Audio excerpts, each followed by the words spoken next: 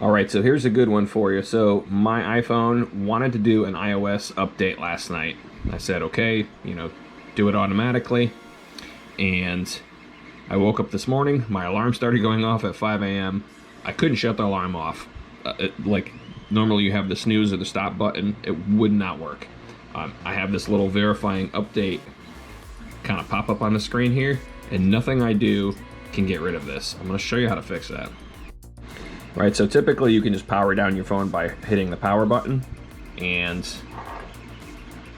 the volume up button, and you can slide the power off. That doesn't work either. Nothing on the screen works.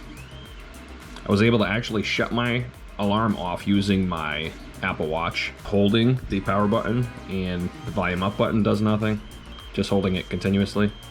So this is the only thing that will work. So if you press in this sequence, volume up, volume down, and then hold the power button or the side button.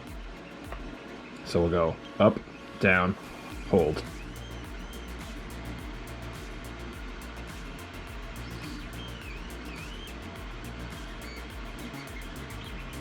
And that's really the only way to get the phone to power down. Now it should automatically restart here. We should see the Apple logo in a second.